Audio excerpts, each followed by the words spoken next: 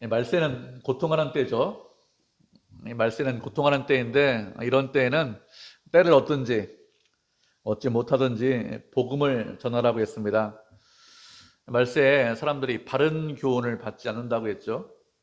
사람들은 진리의 말씀을 듣고 진리의 말씀을 받아야 되는데 귀가 가려워서 진리의 말씀을 듣지 않는다고 했습니다. 귀가 가려워서 자신의 사욕을 따를 스승을 많이 둔다 이렇게 말씀을 하고 있죠. 귀가 가렵다는 것은 자신의 귀만 즐겁게 하는 그런 소리를 찾아다닌다는 것입니다. 진리의 말씀을 듣고 그 말씀대로 행해야 살 수 있는데 자신의 귀만 시원하게 해주는 그런 소리만 듣는다는 것이죠. 우리가 듣고 싶어하고 원하는 소리, 그런 소리만 들으면 결국에는 망할 수밖에 없습니다. 그런데 말세는 지금이죠. 지금 우리가 사는 시대는 내가 듣고 싶어하는 그런 소리만 듣는다고 했습니다. 그리고 자신의 욕심을 이루어줄 스승을 많이 둔다 이렇게 말씀을 하고 있죠. 내 욕심이나 욕망을 이루어줄 수 있다면 누구든지 스승으로 모신다는 거예요. 이 사람을 따라가고 저 사람을 스승으로 모시는데 그 이유가 무엇이냐? 궁극적인 이유와 목적은 내 욕심과 욕망을 이룰 수 있기 때문에 그렇게 하는 것이죠.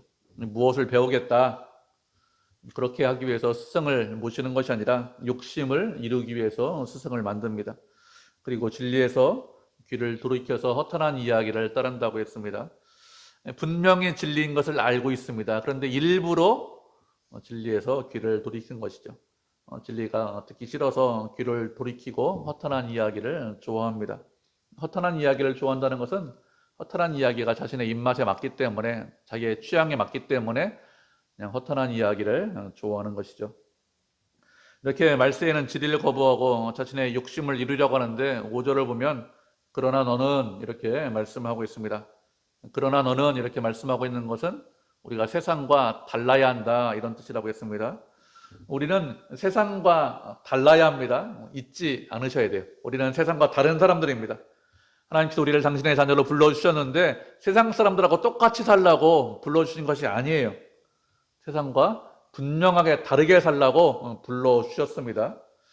우리가 분명히 세상과 다르게 살아야 되는데 어떻게 살아야 될까요? 모든 일에 신중하라고 했습니다. 신중하라는 것은 맑은 정신으로 깨어 있어라 이런 뜻입니다. 다른 말로 하면 영적으로 깨어 있으라는 것이죠. 영적으로 깨어 있어야 세상과 다르게 살 수 있습니다. 보이는 것은 나타나는 것으로 말미암은 것이 아니라고 했습니다. 눈에 보이는 것이 전부가 아니죠. 세상의 문화나 흐름이나 사상이나 철학 이런 것들은 그냥 존재하는 것이 아닙니다. 영적인 실체, 영적인 배우가 있기 때문에 그 배우 세력이 조종하고 있기 때문에 그래서 나타난 것이죠. 세상이 점점 악해집니다.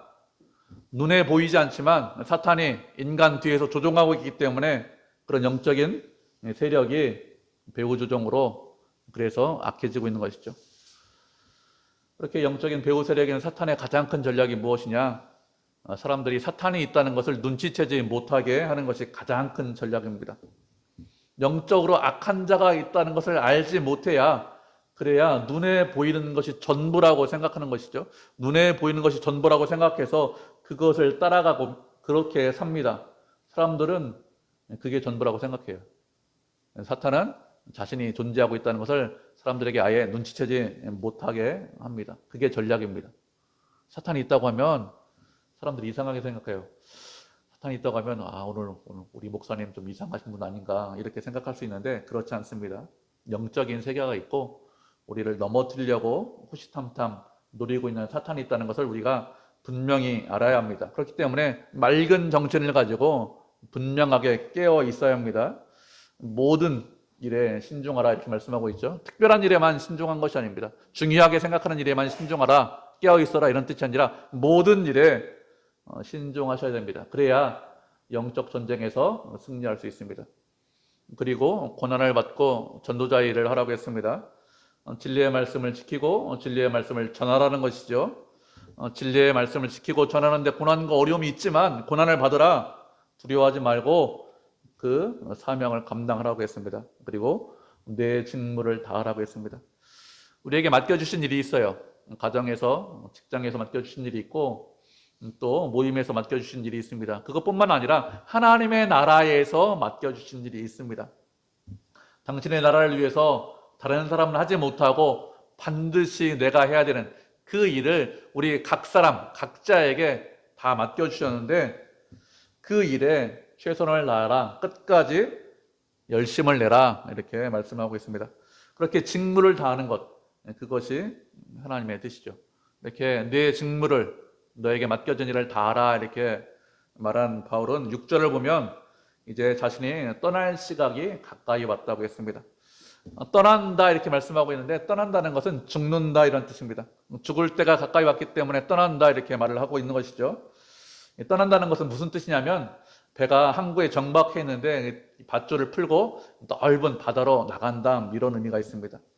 그리고 떠난다는 것은 군인이 행군하기 위해서 임시 텐트를 딱 치고 있는데 이제 집으로 돌아가기 위해서 임시 텐트를 다 정리하고 그리고 이제 집으로 돌아가는 것, 그것을 떠난다고 하는 것입니다.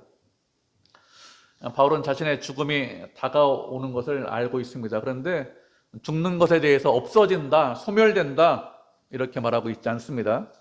세상 사람들은 뭐라고 합니까? 죽으면 모든 것이 다 끝나요. 그래서 죽기 전에 내가 원하는 거 다 해보고 내가 하고 싶은 거 다 하고 살아야 됩니다.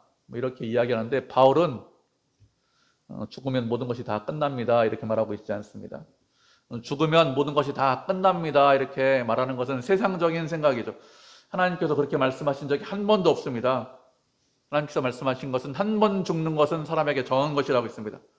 태어난 모든 사람들은 다 죽죠. 그 이후에는 심판이 있다고 했습니다.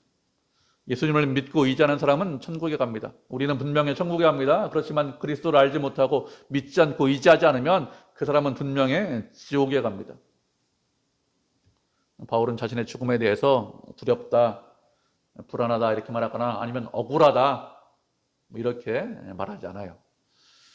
이전에 제가 교회에서 사역할 때 질병이나 암으로 이렇게 고생하시는 분들 이렇게 신방을 가면 이렇게 말하시는 분들이 종종 있습니다. 죽기 전에 모든 거, 아프기 전에, 병들기 전에 다 해봐야 되는데 못 해봐서 좀 억울한 것 같아요. 좀 억울해요, 인생이. 이렇게 말하는 분들이 있습니다. 또 어떤 분들이 있는가 하면 제가 천국이 있다는 걸 믿긴 믿는데 죽는 게 두려워요, 이렇게 말하는 분들이 종종 있습니다. 그래서 사람들은 죽음에 대해서 말하는 것을 꺼려합니다. 금기시합니다. 그런데 바울은 그렇게 말하고 있지 않습니다. 죽음에 대해서 긴 여행을 다 마치고 집으로 돌아가는 것이 죽음이다, 이렇게 생각해서 떠난다 이렇게 표현하고 있죠. 긴 여행을 마치고 집으로 돌아가면 마음이 편하죠. 여행하는 것도 즐겁고 재밌습니다. 그렇지만 집처럼 편하진 않아요. 긴 여행 마치고 집으로 돌아가는 길은 마음이 편하고 기쁘고 즐겁습니다. 죽음에 대해서 내가 떠난다, 떠날 시각이 가까이 왔다 이렇게 말하는데 이런 마음을 가지고 이렇게 표현을 하고 있는 것입니다. 이 땅을 떠나면 천국에 들어갈 것이고 천국에 들어가면 아버지 품에 영원히 거할 것이기 때문에 감사합니다, 기쁩니다. 나 집으로 돌아갈 때가 되었습니다, 이렇게 말을 하고 있는 것입니다. 이 땅에 태어난 모든 사람들은 반드시 죽습니다. 죽지 않으려고 해도 죽어요. 창세기 말씀에 보면 초반에 보면 900년 이상 산 사람들이 많이 있었습니다. 그렇게 아담이 태어난 이후에 많은 사람들이 900년 이상 살았지만 그렇지만 그 사람들도 다 죽었습니다. 죽지 않은 사람 없죠. 이렇게 모든 사람들이 다 죽는데 죽음 이후에 아무것도 없는 것이 아니라 죽음 이후에 또 다른 삶이 기다리고 있습니다. 그렇기 때문에 이 땅에서 또 다른 삶을 준비하는 것, 그것이 지혜로운 것입니다. 군대 가면 제대 한 6개월 남겨놓고 사람들이 뭐 하는가 하면 말년 병장쯤 되면은 책도 읽고 영어 공부도 하고 이렇게 직업도 준비하고 이런저런 말도 하고 공부도 열심히 합니다. 이렇게 하는 것은 계속해서 군대에 남아있는 것이 아니기 때문에 이렇게 하는 것이죠. 제대하지 않고 계속해서 군대에 남아있다면 굳이 영어 공부하고 책 읽고 직업 뭘 선택할 거냐, 직업 공부하고 이런 거 하지 않습니다. 틈틈이 공부하는 이유가 무엇이냐? 군대가 전부가 아니기 때문에 그렇습니다. 제대하고 또 다른 삶이 있다는 것을 알기 때문에 이렇게 준비하는 것이죠. 제대 이후에 또 다른 삶을 준비하는 것이 지혜로운 것처럼 우리도 죽음 이후에 삶이 있다는 것을 알고 준비하는 것이 지혜로운 것입니다. 죽음 이후의 삶은 지금 준비하셔야 됩니다. 세상은 이 땅의 전부라고 합니다. 그건 사탄의 속임수예요. 그런 속임수에 넘어가시면 안 됩니다. 성경에서 하나님께서 그렇게 말씀하신 적이 없다니까요. 이 땅이 전부가 아닙니다. 그래서 틈틈이 시간 나는 대로 영원한 삶을 준비하셔야 됩니다. 그렇게 하는 것이 지혜로운 것이죠. 우리가 말씀한 구절 보도록 하겠습니다. 데살로니가 전서 5장 6절로 9절입니다. 신약성경 332페이지네요. 데살로니가 전서 5장 6절로 9절, 신약성경 332페이지. 4절이니까 3절까지는 한 목소리로, 4절 이후는 같이 한 절씩 교독하도록 하겠습니다. 데살로니가 전서 5장 6절로 9절, 신약성경 332페이지. 찾으셨죠? 데살로니가 전서 5장 6절로 9절입니다. 6절 먼저 읽겠습니다. 그러므로 우리는 다른 이들과 같이 자지 말고 오직 깨어 정신을 차릴지라. 우리는 낮에 속하였으니 정신을 차리고 믿음과 사랑의 호심경을 붙이고 구원의 소망의 투구를 쓰자.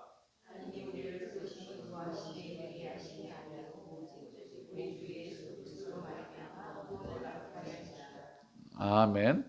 다른 사람과 같이 자지 말고 깨어서 정신을 차리자고 했습니다. 자는 자들은 밤에 잡니다. 술 취하는 자들은 밤에 취합니다. 낮에 자는 사람 없죠? 낮에 취하는 사람 없습니다.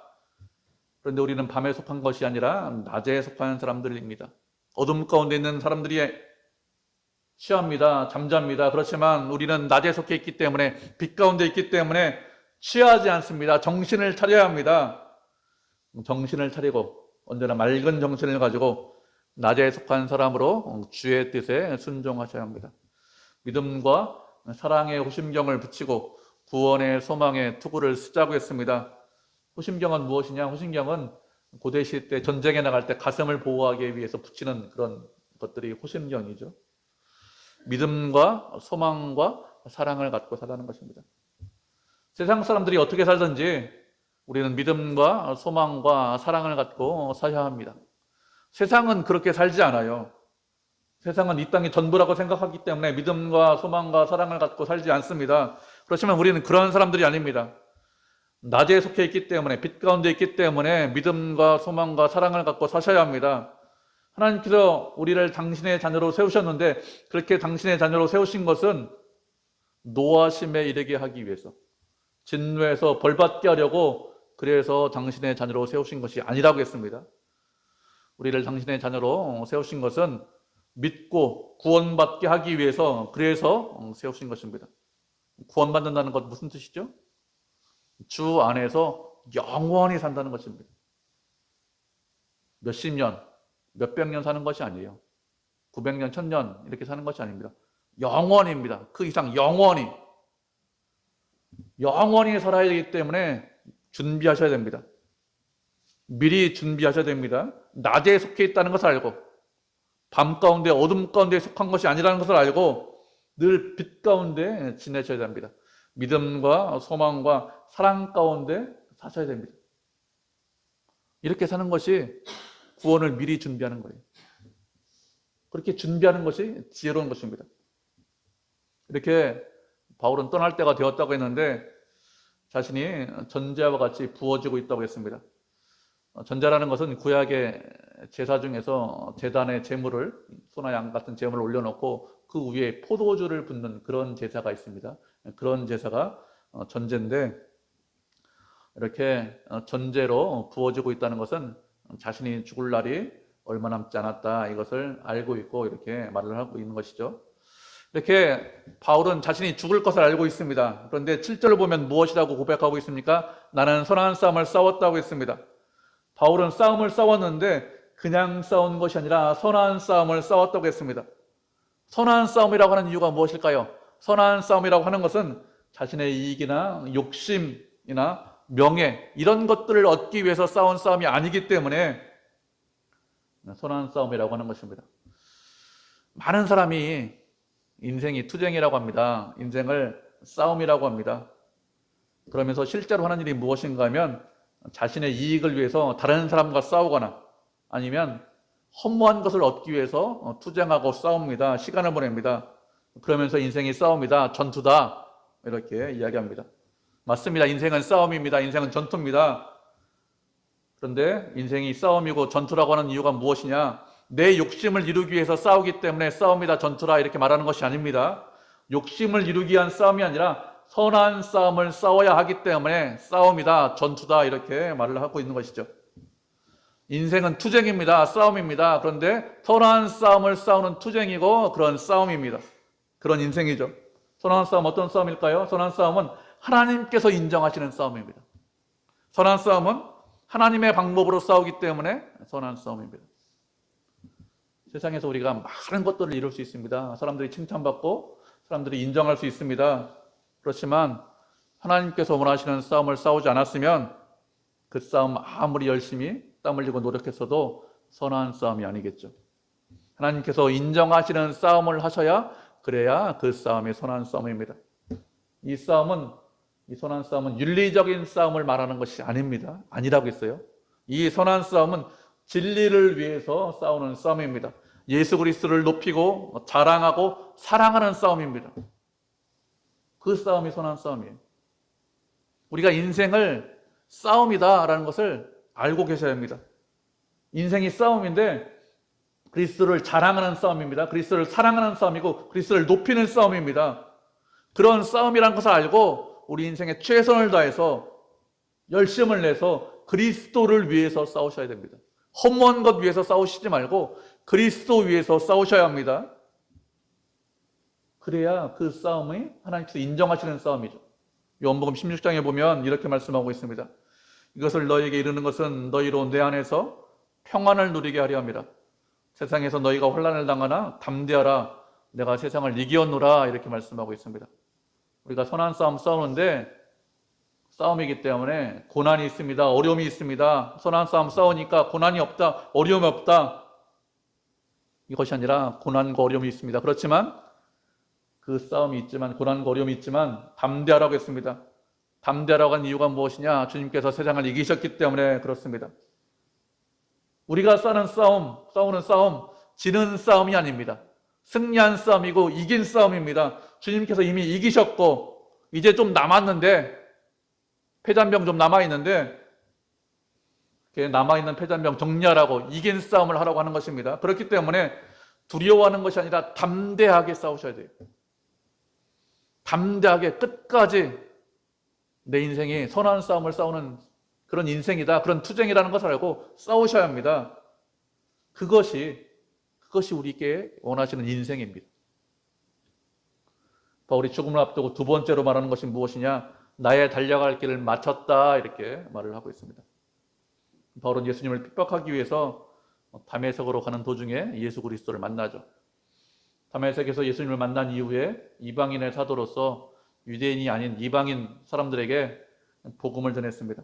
수십 년 동안 복음 전했고 많은 교회를 개척했습니다. 복음 전하다가 감옥도 수도 없이 많이 갔습니다.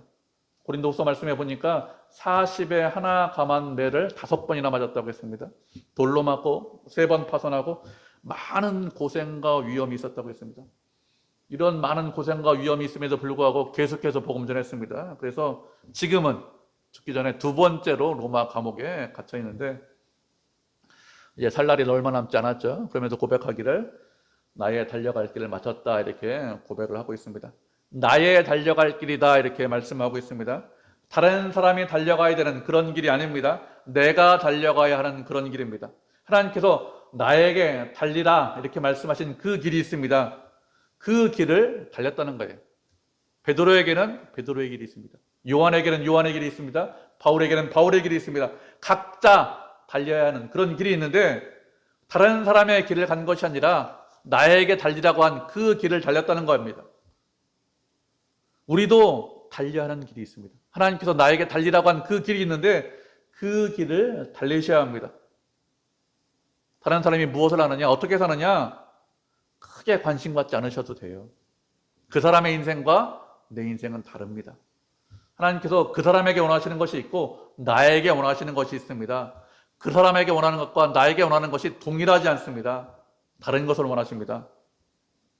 각자가 달려야 할 길이 있다는 것을 알고 주님께서 원하시는 나에게 달리라고 한 그 길을 가셔야 합니다. 그냥 가는 것이 아니라 어떻게 간다고요? 달렸다 이렇게 말씀하고 있습니다. 달렸다는 것은 계속해서 숨차지만 힘들지만 달리는 것, 그것이 달렸다는 거예요. 마라톤 선수가 막 달리는데 마라톤 해보면 알잖아요. 막 뛰다 보면 숨이 헉헉 찹니다. 그런데 계속 선수는 계속해서 뛰어요. 그렇게 하는 것이 달렸다는 것입니다. 힘들고 어렵습니다. 고난이 있습니다. 숨이 찹니다. 포기하기 쉽습니다. 그렇지만 계속해서 가는 것, 그것이 달려가는 것이죠. 우리가 말씀 한 구절 보도록 하겠습니다. 빌립보서 3장 13절 14절 말씀 보도록 하겠습니다.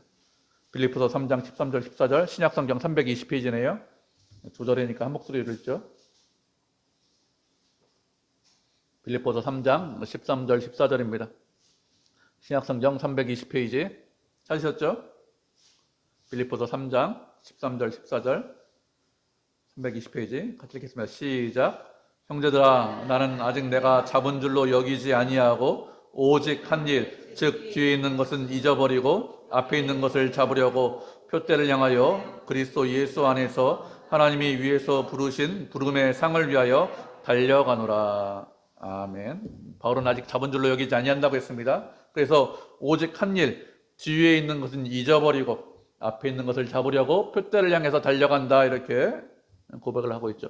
뒤에 있는 것은 잊어버렸다고 했습니다. 바울이 다메섹에서 예수님을 만난 이후에 이방인에게 복음을 전하고 많은 교회를 개척했습니다. 이 편지를 쓸 당시, 이 빌립보서를 쓸 당시에는 1차로, 첫 번째로 로마 감옥에 갇혀 있을 때 이 편지를 쓰고 있습니다. 이방 사람들에게 전도했는데 지금까지 자신이 한 일, 과거의 일은 다 잊어버렸다고 했습니다. 주님을 위해서 충성하고 헌신한 일이 있습니다. 그런 일도 다 잊어버리고, 그리고 예수 믿는 사람을 핍박한 일이 있습니다. 감옥에 가둔 일이 있습니다. 성도들을. 그 일도 다 잊어버렸다고 했습니다. 과거에 잘한 일도 있고 못한 일도 있는데 그런 일들 다 잊어버리고 표대를 향해서, 앞을 향해서 달려간다고 있습니다. 많은 사람들이 과거에 잘한 일에 매여 있는 사람들이 많이 있습니다. 주님을 사랑해서 과거에 열심히 살았습니다. 기뻐했습니다. 이렇게 충성했습니다. 그렇게 했으면 앞으로 달려가야 됩니다. 그런데 제가 소시적에 젊을 때 그렇게 충성했어요. 열심을 했어요. 그렇게 하고 끝나요. 여러분, 과거 일에 매여 있는 분이 되지 않아야 됩니다. 과거에 잘하셨으면 어떻게 됩니까? 앞으로 한 걸음 한 걸음 달려가셔야 됩니다. 반대로 과거에 잘못한 일에 매여 있는 사람들도 있습니다. 저는 이런저런 악한 일을 했습니다. 그래서 하나님께서 저를 외면하시는 것 같아요. 모른 체 하시는 것 같습니다. 이렇게 하면서 앞으로 달려가지 못하는 분들이 있습니다. 그렇지 않습니다. 예수님께서 십자가를 지셨는데 우리의 모든 죄를 용서하기 위해서 십자가를 지셨습니다. 우리의 모든 죄는 용서받았어요. 우리가 그리스도 안에 있기 때문에 이미 다 용서받았습니다. 그런데 과거 일 때문에 그게 붙잡고 앞으로 달려가지 못하는 그런 사람이 있죠. 그게 어떤 일이든지, 착한 일이든지 아니면 악한 일이든지 과거의 일에 매여 있지 않아야 합니다. 하나님께서 원하시는 것은 표대를 향해서 달려가기를 원하십니다. 부름의 상을 보고, 부르심의 상을 보고 앞으로 달려가기를 원하시지, 그렇지 않고 이전의 일 때문에, 과거의 일 때문에 매여 있는 것 원하지 않으십니다. 바울은 달려갈 길이 있기 때문에 표대를 향해서 쉬지 않고 달렸다고 했습니다. 그리고 그 달려가야 하는 그 길을 마쳤다 이렇게 말씀하고 있죠. 마쳤다는 것은 자신이 할 수 있는 일을 다 했다는 것입니다. 많은 사람들이 어떻게 하죠? 저 선한 싸움을 싸우겠습니다. 주님께서 원하시는 그 길이 있는 거 알고 있어요. 저 그 길 달려가겠습니다. 이렇게 시작하지만 중도에 포기하는 사람들이 너무 많아요. 주님께서 원하시는 길, 어려운 길입니다. 좁은 길입니다. 사람들이 잘 다니지 않는 길입니다. 인정하지 않습니다. 칭찬하지 않습니다. 사람들이 보지 않아요. 알아주지 않습니다. 그렇기 때문에 포기하는 사람들이 너무 많죠. 그런데 바울은 포기하지 않고 끝까지 다 마쳤습니다. 우리도 이렇게 고백할 수 있어야 됩니다. 주님께서 저에게 달리라고 한 그 길이 있는데 끝까지 제가 달렸습니다. 이렇게 고백할 수 있어야 됩니다.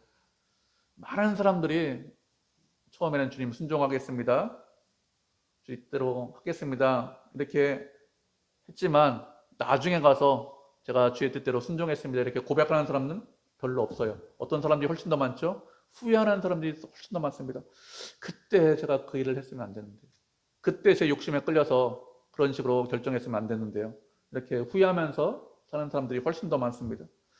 후회하지 않고 열심히 살았습니다, 주를 위해서 살았습니다, 이런 사람들은 많이 없습니다. 우리는 결국에는 바울처럼 우리도 죽습니다. 주님 앞에 섭니다. 주님 앞에 서서 우리가 어떻게 살았는지 주님 앞에 말씀드려야 됩니다. 그리고 주님께서 우리 인생에 대해서 평가하십니다. 세상이 우리를 평가하지 않아요. 우리가 우리 자신을 평가하지 않습니다. 하나님께서, 주님께서 우리 인생을 어떻게 살았는지 평가하십니다.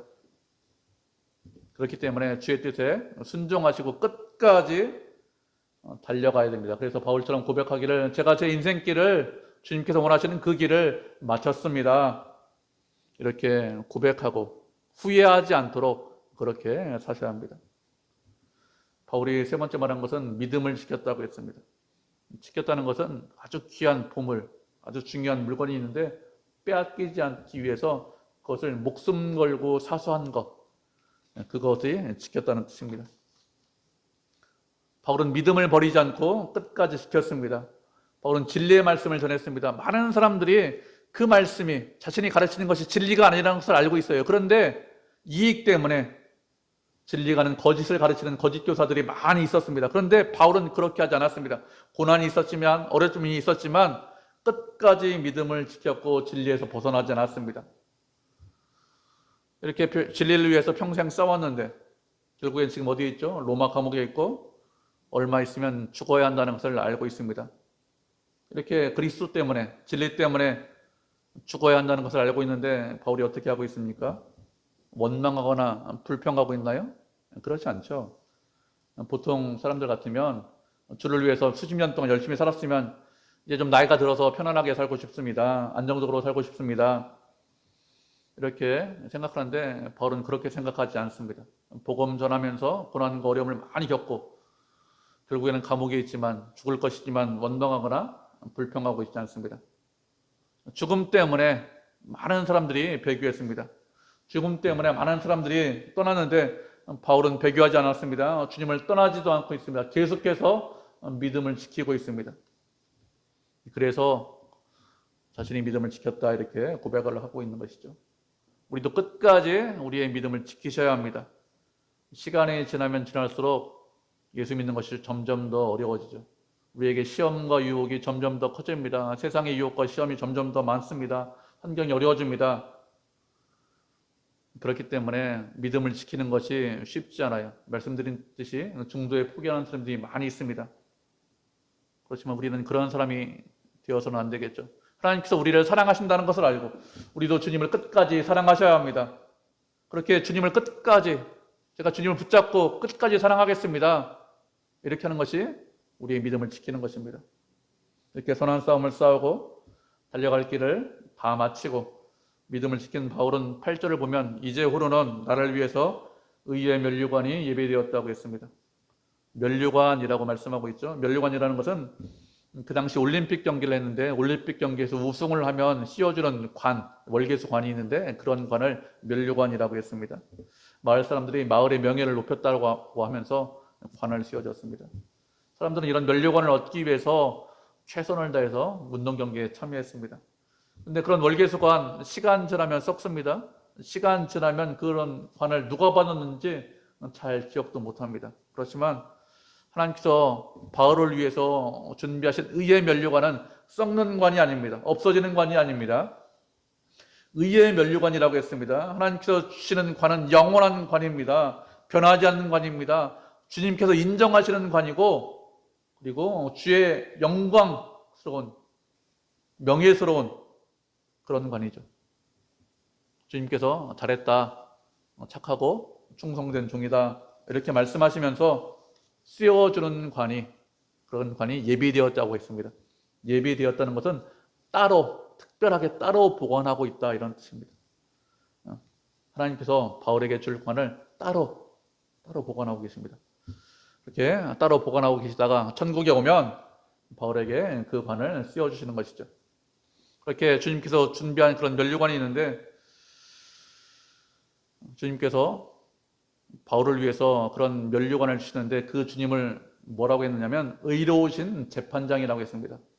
의로우신 재판장이라는 것은 상과 벌을 공정하게 주시는 분이다, 이런 뜻입니다. 하나님은 공의와 정의의 하나님이시죠. 세상의 통치자들은 다 공의롭다, 정의롭다 이렇게 이야기합니다. 자신들이 보기에는 굉장히 공정한 것처럼 이야기하지만 주변에서 보면 공정하지 않고 피해자들이 많이 있다는 것을 알고 있습니다. 그렇지만 하나님은 그런 분이 아닙니다. 모든 일을 처리하실 때 언제나 공의와 정의로 처리하십니다.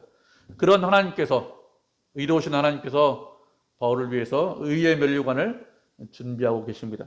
그런데 바울만 위해서 준비하는 것이 아니라고 했습니다. 주님의 나타나심을 사모하는 모든 자들을 위해서도 그렇게 준비하신다고 했습니다. 우리가 잘못 생각하면 바울이기 때문에, 바울같이 주를 위해서 헌신했기 때문에, 사도이기 때문에, 이방인을 위해서 그렇게 헌신했기 때문에 바울만 위해서 준비하고 계신다, 이렇게 생각할 수 있는데 그렇지 않습니다. 바울만 위해서 준비하고 계신 것이 아닙니다. 주님의 나타나심을 간절히 사모하는 자들에게도 동일하게 이런 의의 면류관을 주신다고 했습니다. 주님이 나타나신다, 다른 말로 하면 주님의 재림을 말합니다. 주님의 다시 오심을 소망하고 준비하는 자들에게 동일하게 의의 면류관을 주신다고 했습니다. 주님의 오심을 준비하는 것, 어떻게 하는 것이 주님의 오심을 준비하는 것일까요? 주님의 오심을 준비하는 사람은 이 땅이 전부가 아니라는 것을 알고 있는 사람들이죠. 이 땅이 전부가 아니라는 것을 알기 때문에 언제든지 주님의 오심을 바라보면서 거룩하고 순결하게 살려고 합니다. 주님께서 낮에 오시든지 밤에 오시든지 잘 때 오시든지 저는 부끄럼 당하지 않겠습니다. 그렇게 하면서 준비하는 사람이죠. 그것이 아니라 오시긴 오셔요. 그런데 언제 오실지 모르죠. 뭐 오시겠죠. 이런 사람들이 아니라 주님 어서 속히 오시옵소서. 제가 주님 오시기를 소망합니다. 이런 마음을 갖고 하루하루 사는 사람들을 말합니다. 주님 어서 속히 오시옵소서. 이런 마음을 가지면 어떻게 살까요? 세상에 물들지 않겠죠? 세상의 평가에 흔들리지 않습니다. 의로우신 주님께서 공정하게 공평하게 내 인생을 평가하실 것을 믿기 때문에 세상의 평가에 흔들리지 않고 말씀에 순종하면서 하루하루 살아갈 겁니다. 이런 사람들에게도 동일하게 면류관을 주신다고 했습니다. 바울이니까 바울만 따로 준비했다가 주시는 것이 아니라 우리도 주님의 오심을 준비하면서 살아가면 우리에게도 따로 준비한 면류관을 주십니다. 그렇기 때문에 우리도 주님의 오심을 준비하면서 살아가야 합니다. 주님의 오심을 준비하면서 살아가는 것이 지혜로운 것이죠. 그렇지 않고 이 땅이 전부다 이렇게 생각한다면 그것은 어리석은 것이겠죠. 우리가 사는 이 세상 영원해 보이지만 영원하지 않습니다. 주님이 다시 오시면 우리는 주님 안에서, 주님 품 안에서 영원히 살 것입니다. 주님과 함께 영원히 사는 것을 준비하고 또 주님으로부터 잘했다, 착하고 충성된 종이다 이렇게 칭찬도 받고 그리고 의의 면류관도 받고 주님께 영광을 돌리는 그런 성도, 그런 교회가 되기를 주님의 이름으로 축복을 드립니다.